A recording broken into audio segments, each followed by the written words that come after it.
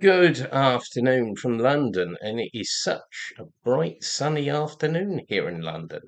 And hello to all dear comrades, friends, and supporters from me, Dr. Dermot Hudson, the chairman of the British Group for the Study of the Juche, chairman of the Korean Friendship Association of the UK, and the official delegate of KFA for the UK, and of course, the owner of this very self-same channel, Songam 007, of the militant voice of Songam and Juche in the UK, defending people's career with no ifs or buts, and dare I say, probably the only 100% pro-DPRK, pro-Juche channel in the UK. And of course, today is a very, very important day. It is the 80th anniversary of Korea's liberation from Japanese colonial rule. And as we speak, there are massive celebrations going on in Pyongyang in the presence of respected Marshal Kim Jong-un. So I'm going to say a few words about this anniversary. On August 15th, 1945, Korea finally became independent after many years of darkness as a Japanese colony. Japan, being an Axis power, an ally of Nazi Germany and fascist Italy. I think a lot of people actually forget that about Japan. It was a very close ally of both the Nazis and the Italian fascists. It was an international shock brigade of fascism. And the Japanese imperialists were truly evil. Korea had been annexed by Japan in 1910, but the process of colonization had already been underway in the 1900s. For example, in 1907, the Korean army was dissolved by order of the Japanese. Once Korea was shown on world maps simply as a province of Japan. I can remember seeing an old 1930s world atlas at my mother's house in Winchester, which showed Korea simply as part of Japan. The Korean people had to suffer from oppression and exploitation by the Japanese imperialists. The 4 decades of Japanese imperialist rule had been years of darkness and misery for the Korean people. Korean people were not allowed to speak their own language. And I remember when I visited the DPRK in the early 1990s, I met an old professor who'd grown up in the period of Japanese imperialist rule, and he remembered the Japanese teachers punishing him because he spoke Korean in school, and he got made to stand on a chair for the rest of the day. That was the reality of life for Korean people under Japanese imperialist rule. They were subjected to horrendous slave labor. Women were kidnapped and forced into sexual slavery by the Japanese. 200,000 Korean women were made sex slaves of the Japanese, which Japan has never properly apologized or atoned for, and indeed, no apology would ever erase that crime against the Korean nation and against humanity by the Japanese. And the greedy Japanese imperialists plundered huge quantities of valuable materials such as gold and silver and rice. All this came to an end on the 15th of August 1945 when the heroic revolutionary fighters, the guerrilla fighters of the Korean People's Revolutionary Army, led by the great leader, President Kim Il-sung, stormed into Korea, knocking down the evil Japanese imperialist aggressors.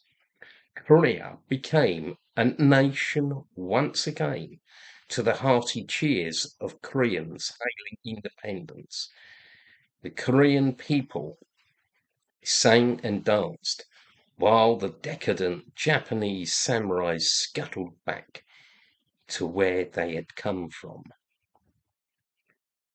Korea entered a new era of self-reliant independence, an era of Juche, in which the Korean people became masters of their destiny and set about building a new independent people's country, a Korea of Juche.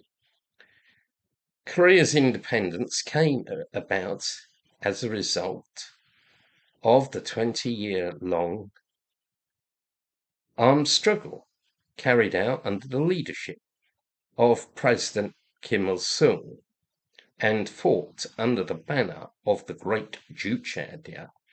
President Kim Il-sung, in the early days of the anti-Japanese armed struggle, said, "The masters of the revolutionary struggle are the masses of the people, and only when they are organized and mobilized can they win the revolutionary struggle."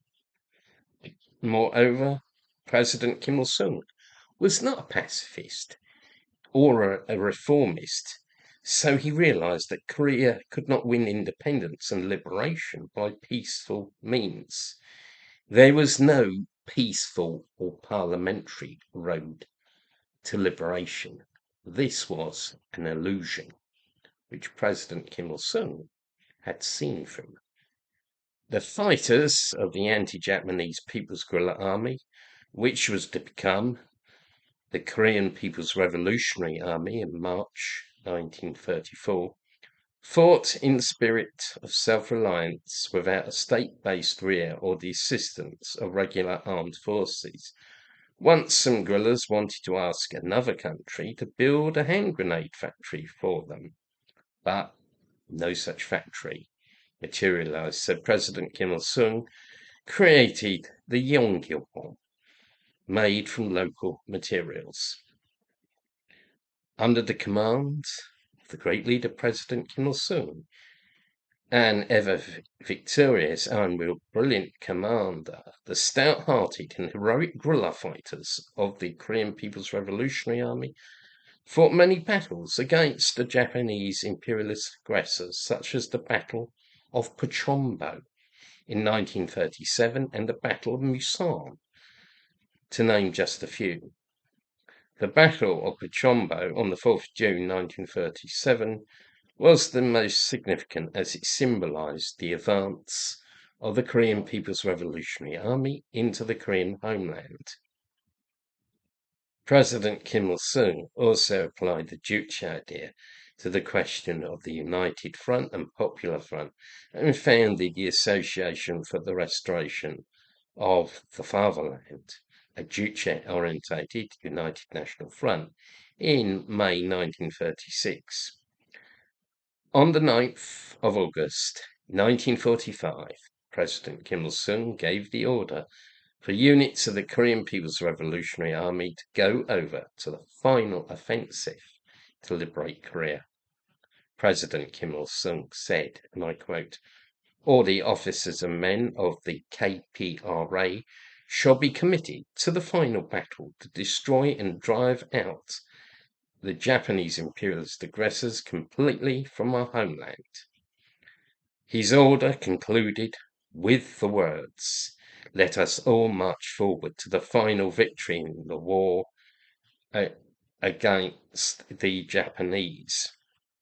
Acting in tandem with the guerrilla forces of the Korean People's Revolutionary Army, the Korean people staged armed uprisings and strikes. Finally, on August 15th, Japanese imperialism bit the dust and the Korean people became free.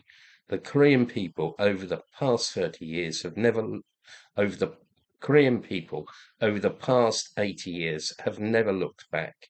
The past 80 years have been 80 years of independence, self-reliance, and Juche. Today, People's Korea, under the leadership of respected Marshal Kim Jong-un, stands imposingly as an independent socialist power, a socialist power of Juche equipped with intercontinental ballistic missiles and H-bombs. Long live Korean independence. Long live People's Korea. Long live the 80th anniversary of Korea's liberation. Glory to the memory of the great leader, President Kim Il-sung. Long live respected Marshal Kim Jong-un. Thank you for being with me today and listening to this video. If you're not already a subscriber to the channel, and remember, we defend People's Korea with no ifs or buts, and we're probably the only pro-DPRK, pro-Juche channel in the UK. Please subscribe, share content as much as you possibly can, and win as many people for the channel as possible. Defending People's Korea with no ifs or buts means activity. We've got a reading session coming up on the Monday 18th, and we'll be having some more activities planned, and I hope to make the journey to Wales to be at the Red Book Fair at Wrexham. So, you know, watch our social media for announcements. You can also buy our books. There'll be a link in the description, and I'm very happy to announce that my book, Anti-Revisionist Fortress of Juche, has just been translated into Polish. And lastly, you can donate money to KFA UK and myself. So I wish everybody a great day, Korean Liberation Day. Goodbye.